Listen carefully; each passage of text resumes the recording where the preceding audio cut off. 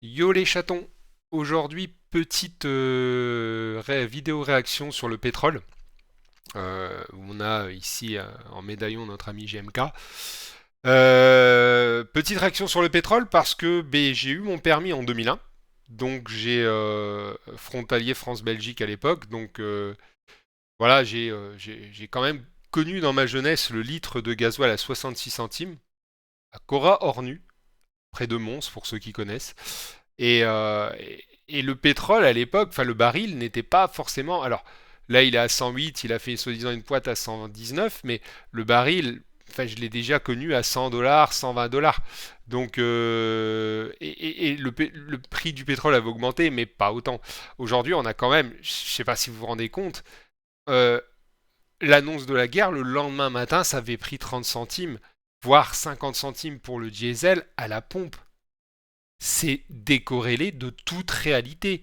Il y a des gens qui s'en mettent plein les poches, il y a un problème, on est en train de se faire enfiler mais sauvagement. Ça va dans le sens de ma précédente vidéo où je vous parlais de l'électricité. Il faut que ça cesse, il faut que notre génération, parce qu'on dit toujours à la génération Z, mais croyez-moi, la génération des millennials, ma génération, la génération Y, on est un peu aussi dans votre situation. Certains ont réussi à avoir une maison, peut-être, etc., mais pas la même maison que leurs parents, ils s'en sont contentés. Mais on est, enfin, ceux qui ont 30, 40 ans aujourd'hui et ceux qui ont 20, 30 ans, mettez-vous en tête qu'on est dans le même bateau. On est dans le même putain de bateau. Et là, ça va, c'est, on a quand même 20% du pétrole mondial qui passe par Hormuz, et parmi ce pétrole, parmi ces 20%, la majorité sont destinés à l'Asie.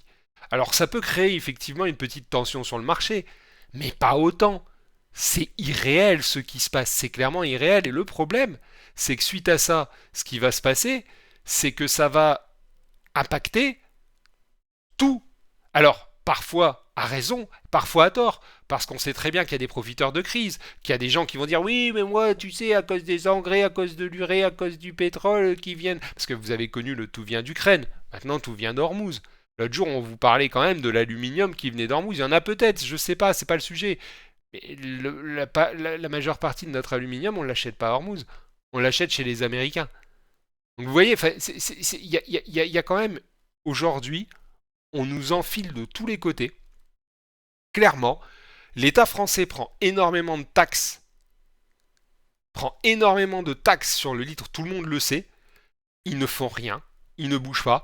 Et je suis pas le premier à le dire, mais je l'avais déjà dit il y a quelques années, dans un cercle privé, quand on monte le pétrole, les gens bougent moins, les gens dépensent moins, les gens font moins marcher l'économie. C'est la même chose que le tabac. Je déteste le tabac. Mais j'ai ma femme qui fume. J'aimerais bien qu'elle arrête, mais elle n'arrête pas. Mais quand vous mettez le prix du paquet à 11 euros, vous favorisez le marché noir, vous favorisez l'achat à l'étranger. Faut complètement être stupide pour se dire, alors ça marche peut-être, il y en a quelques-uns qui arrêtent, mais pour dire que on perd pas d'argent à ça, c'est la même mécanique avec le malus écologique sur les bagnoles. On vend des bagnoles, mais on en vend moins parce qu'on a mis des malus à la con, et au final, ce qu'on aurait pu récupérer par la TVA sur la vente des voitures est moindre, puisque de toute façon, les gens l'achètent plus. Et ce qu'on récupère avec le malus écologique ne compense pas cette baisse de TVA. C'est de l'ordre, je crois, de 30 ou 40% de perte pour l'État par rapport sur le ratio TVA-malus. C'est ridicule. De toute façon, ce gouvernement est ridicule. Vraiment, je suis pas plus intelligent qu'un autre. Vous ne l'êtes pas non plus. Mais vous êtes tous déjà à un moment dit quand même, ils sont particulièrement nuls. Ne vous sentez pas inférieur à eux, ils sont nuls, mais d'une nullité sans fond. Mais c'est même exaspérant quand vous les voyez, comme l'autre là qui a dit le ministre Roland Lescure, je crois. Ah, on est face à un nouveau choc pétrolier pour dire le lendemain, non, non, mais c'est pas ce que je voulais. Mais si, tu l'as dit, c'était ça.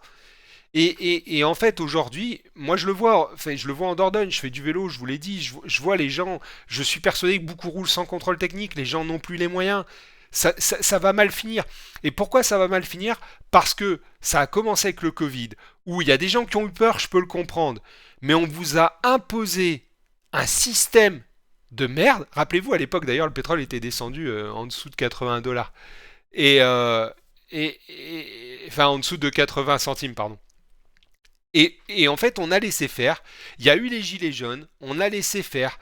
Et ils y vont de plus en plus. Je ne sais pas si vous vous rendez compte, les augmentations, c'est plus en dixième de pourcent.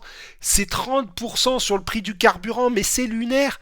Mais nos parents n'auraient jamais accepté ça. C'est lunaire. La gauche aujourd'hui de ce pays, elle est où? Elle est où? Parce que c'est très bien de dire Free Palestine et ce qui se passe est terrible.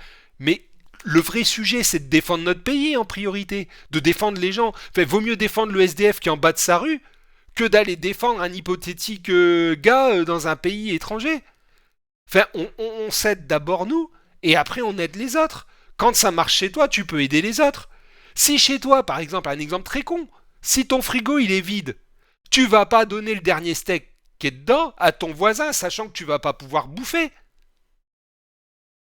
Voilà, c'est pas, c'est fait. Il y a rien qui va. On a laissé faire, on a laissé tout faire. Cette petite analogie était en rapport avec l'Ukraine. Millions, milliards d'euros qu'on donne à l'Ukraine, c'est indécent. C'est clairement indécent. Et ce qui est encore plus indécent, c'est que l'autre, le Zelensky, là, il est mouillé. Enfin bref, c'était une réaction sur le pétrole, mais tout est lié en fait. Tout est lié. Aujourd'hui, on ne dit plus rien.